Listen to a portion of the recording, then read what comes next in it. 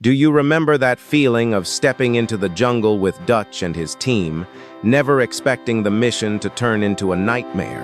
And a few years later, do you remember how Predator 2 took that same fear out of the wild and dropped it into the middle of Los Angeles? Those two films did more than give us action, suspense, and one of the most iconic creatures in movie history. They gave us characters and performances that stayed in people's memories long after the credits rolled. Now, decades later, the question is no longer just about the hunt itself. It is about the faces who carried those stories, where life took them, and how time changed them along the way. Today, we are looking back at some of the most memorable stars from Predator and Predator 2, then and now. For a lot of people, Predator still begins with Dutch.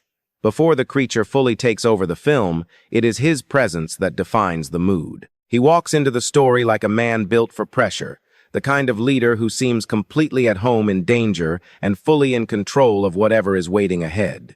Arnold Schwarzenegger was born on the 30th of July 1947 in Thal, Austria. He was 40 years old when Predator hit theaters in 1987, and by that point, he had already become one of the biggest action stars in the world. That star power mattered. The audience was not just watching another soldier step into the jungle. They were watching a screen legend enter one of the most hostile settings of his career, surrounded by heat, mud, silence, and an enemy no one could truly understand. What made Dutch so memorable was not only his physical strength, but the way the film gradually stripped that strength of its certainty.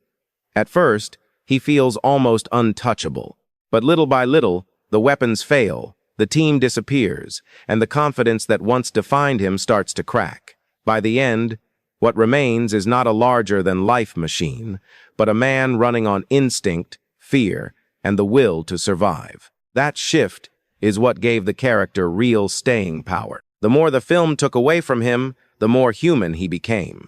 Predator arrived during one of the most extraordinary periods of Arnold's life, when bodybuilding, blockbuster success, and worldwide fame had already made him larger than pop culture itself. Even so, Dutch became one of the clearest symbols of his action legacy. Later, his life expanded far beyond Hollywood, including his years as governor of California from 2003 to 2011. Now 78, he still stands as one of the defining faces of that era.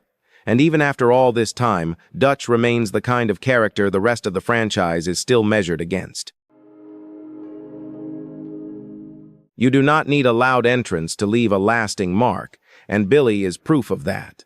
In a film packed with heavy weapons, sharp one-liners, and larger-than-life personalities, he stands apart through silence. There is something in the way he watches, listens, and moves through the jungle that makes it feel like he understands the danger before anyone else is ready to admit it. That quiet wait is a big part of why the character stayed with so many viewers. While the rest of the team still seems focused on the mission in front of them, Billy carries the feeling that something deeper and stranger is already closing in. He does not react like a man facing an ordinary enemy. He reacts like someone who senses that the rules have already changed. That gives him an almost spiritual presence in the film, as if he is reading the fear in the air before the others even know how to name it. Sonny Landham was born on the 11th of February, 1941, in Canton, Georgia. He was 46 years old when Predator was released in 1987, and he brought a screen presence that was impossible to mistake for anyone else. Billy was never the loudest member of the team, but that restraint became his power. In many ways, his silence says more than panic ever could. And when he chooses to stop running and face the creature alone, the moment lands with real force because the film does not overexploit it. There is no speech, no dramatic explanation, just the feeling that he has already accepted something the others are still trying to escape. His career had a singular place within action cinema, and that same sense of toughness and mystery followed him beyond this role. He died on the 17th of August, 2017, at the age of 76 from congestive heart failure. Even now, Billy feels less like a side character and more like one of the film's deepest shadows, the kind of presence that lingers long after the noise is gone.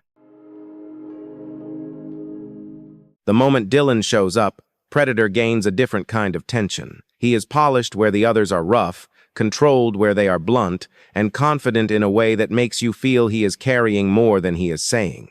Even before the mission starts to unravel, his presence adds a layer of unease, because he seems connected to a larger game that the rest of the team has not fully seen yet. That is what makes Dillon more interesting than a typical government man with secrets. At first, he looks like someone who has allowed loyalty to bend in the name of strategy, someone willing to stand behind orders while others pay the price. But once the jungle stops making sense and the danger becomes impossible to deny, the character begins to change. Beneath the composure and authority, there is still a man trying to recover something personal, something honorable, before it is too late. Carl Weathers was born on the 14th of January 1948 in New Orleans, Louisiana. He was 39 years old when Predator was released in 1987, and by then he already had the kind of screen presence audiences recognized immediately. His chemistry with Arnold Schwarzenegger gave the film one of its most iconic moments, especially that unforgettable handshake that still lives on in action movie history. But Dillon matters for more than one famous scene. He helps mark the point where the story shifts from military confidence to distrust, fear, and moral uncertainty. In that sense, he adds a very human conflict to a film already driven by physical danger. Long before newer audiences rediscovered him through projects like The Mandalorian, Carl Weathers had already become unforgettable through Rocky and a long career in film and television. He died on the 2nd of February 2024, at the age of 76.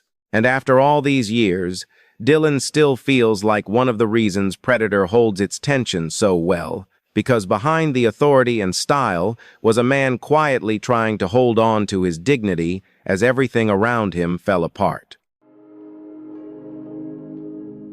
Something in Predator begins to sink the moment Mac starts carrying grief through the jungle. Until then, he feels like exactly the kind of man you would want beside you in a fight, solid, hard, and built to absorb pressure without breaking.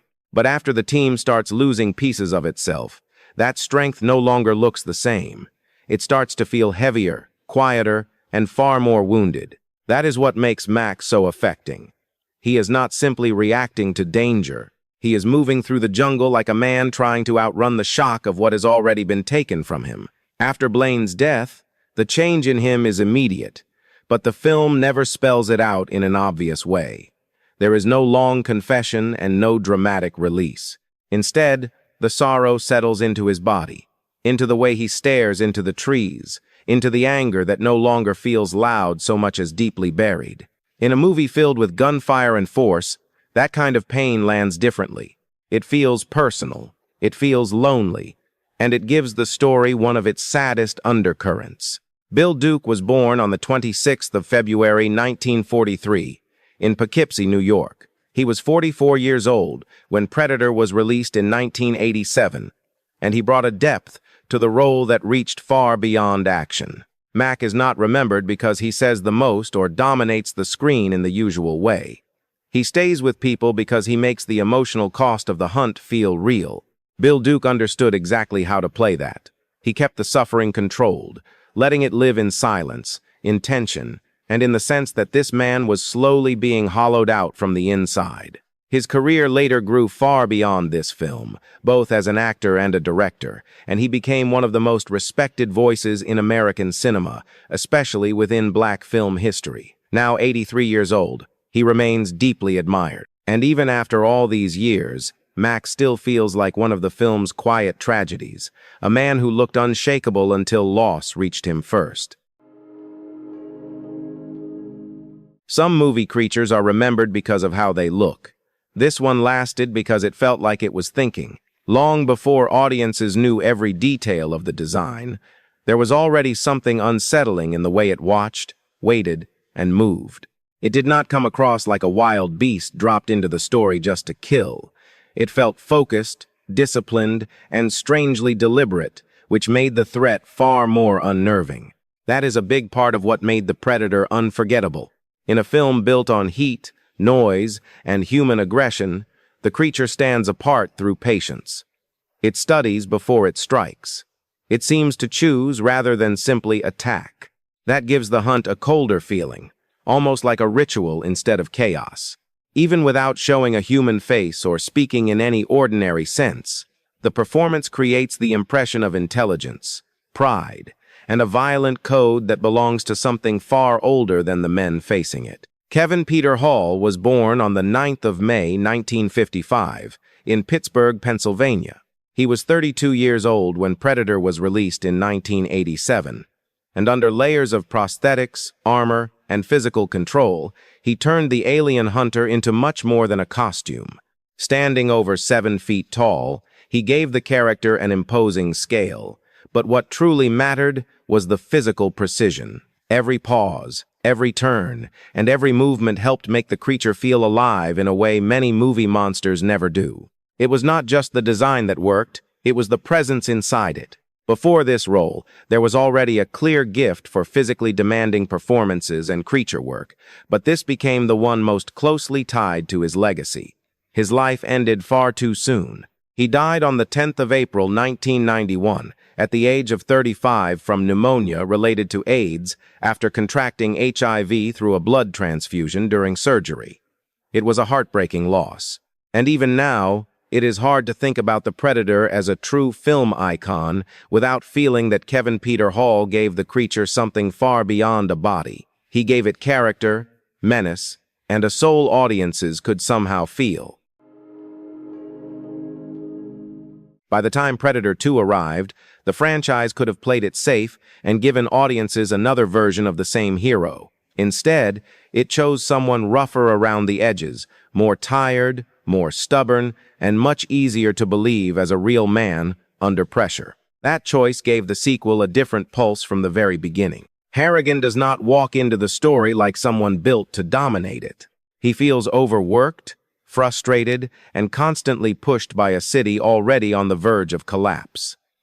That is what makes him interesting.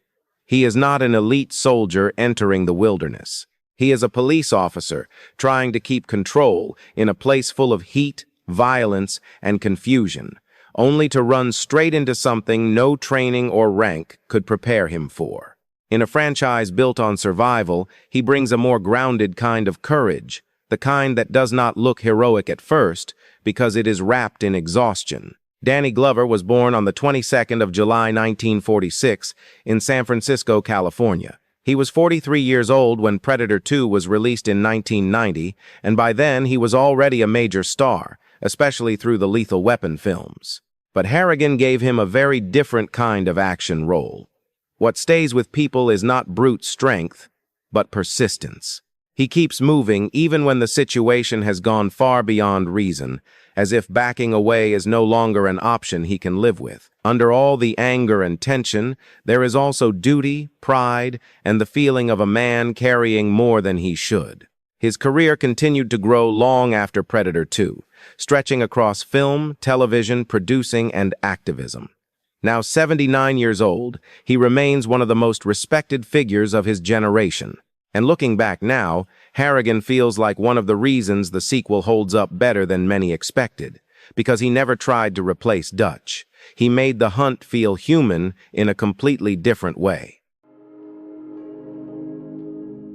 Not every character in Predator 2 leaves an impression through grit or authority. Some stay with you because they bring motion, personality, and the sense that life is still pushing forward even when everything around them is turning violent. Jerry Lambert gives the film that kind of spark. He comes in fast, loud, and a little reckless, helping the city feel alive instead of just dangerous. That energy matters more than it might seem at first.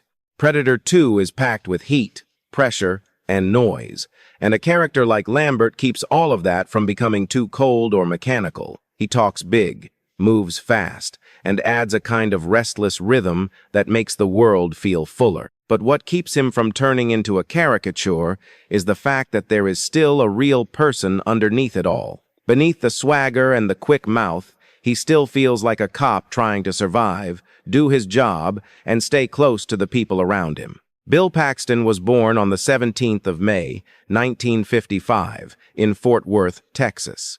He was 35 years old when Predator 2 was released in 1990, and even then, he already had that rare gift of making a character feel larger without losing the human core underneath. That quality served the film well. In the middle of so much urban chaos, Lambert brings movement, humor, and unpredictability, but also a warmth that helps balance the harsher edges of the story. Without that kind of presence, the film could have felt much more severe and a lot less alive. His career only grew stronger in the years that followed, with memorable work in titles like Twister, Apollo, 13, Titanic, and Big Love. He died on the 25th of February, 2017, at the age of 61 from complications following surgery, and his loss was deeply felt across generations of movie lovers. Even now, Lambert still feels like a reminder of what made Bill Paxton so special. No matter how chaotic the story became, he knew how to make a character feel vivid, likable, and unmistakably human. Some people walk into a story thinking they can control it, and Peter Keyes carries exactly that kind of confidence. In a film already filled with violence and pressure, he brings a colder kind of danger, the kind that comes from intelligence mixed with arrogance. He does not look terrified by what is out there. He looks convinced it can be understood, contained, and turned into something useful. That idea gives the character his real weight. By the time he takes hold of the story, Predator 2 is no longer only about surviving a monster. It also becomes a story about what happens when human institutions believe every unknown force can be mastered. Keyes does not want to destroy the creature out of fear. He wants to capture it, study it, and hand that power over to the government. That makes him threatening in a completely different way. He is not driven by panic, but by the belief that knowledge and authority are enough to tame anything. Gary Busey was born on the 29th of June, 1944, in Goose Creek, Texas. He was 45 years old when Predator 2 was released in 1990, and by then he already had the kind of unpredictable intensity that made him a striking presence on screen. That quality fit the role perfectly. There is intelligence in the way he plays Keyes, but also impatience, ambition, and a dangerous habit of underestimating what stands in front of him. That is why the character lasts in memory. He is not only facing the predator, he is exposing one of the film's darker ideas, that people can become destructive the moment they refuse to accept limits. His life and public image changed in lasting ways after a serious motorcycle accident in 1988, but he remained one of the most unusual and memorable figures in American film. Now 81 years old, he still stands apart. And even now, Keyes feels less like a man in control than a warning about what happens when certainty pushes human ambition too far. In a movie as overheated and aggressive as Predator 2, a steady presence can matter just as much as a loud one. Danny Archuleta brings that steadiness. He does not dominate the film through force or attitude.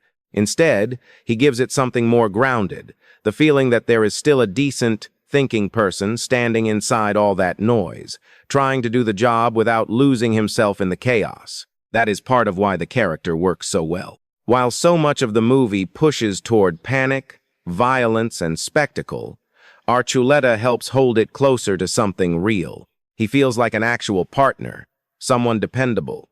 Someone who still believes loyalty and professionalism should mean something even when the world around him is becoming harder to understand. That kind of presence gives the story balance. It also gives the audience someone who feels human in a very immediate way, not because he is weak, but because he stays measured while everything else gets louder. Rubén Blades was born on the 16th of July, 1948, in Panama City, Panama. He was 42 years old when Predator 2 was released in 1990, and by then he was already much more than an actor. He was also a major figure in Latin music, activism, and public life, and that lived experience gave him a natural authority on screen. He does not play Archuleta as the flashiest person in the room, or the one trying hardest to leave an impression. The strength of the performance comes from restraint, intelligence, and the sense that this man is trying to keep his footing while everything around him keeps sliding toward madness. Over the years, His career continued far beyond film, stretching into music, politics, and activism in ways that made him an important cultural figure across different worlds. Now, 77 years old, he remains widely respected. And even after all this time, Archuleta still feels like one of the quiet anchors of Predator 2, the kind of character who does not need to command the screen to give the story part of its heart. Time changed every face in these films, but it never erased what made them memorable in the first place. Some of these actors remained in the spotlight for years. Some took quieter roads, and some left behind a presence that still feels impossible to replace. Together, they helped make Predator and Predator 2 more than just action movies. They became part of a movie memory that stayed with people for decades, not only because of the creature at the center of it all, but because of the human presence each actor brought to the screen. Now I would love to hear from you. Which character stayed with you the most after all these years, and which actor's journey surprised you the most? If you enjoyed this look back at the faces behind the Predator universe, subscribe and stay with us for more stories like this.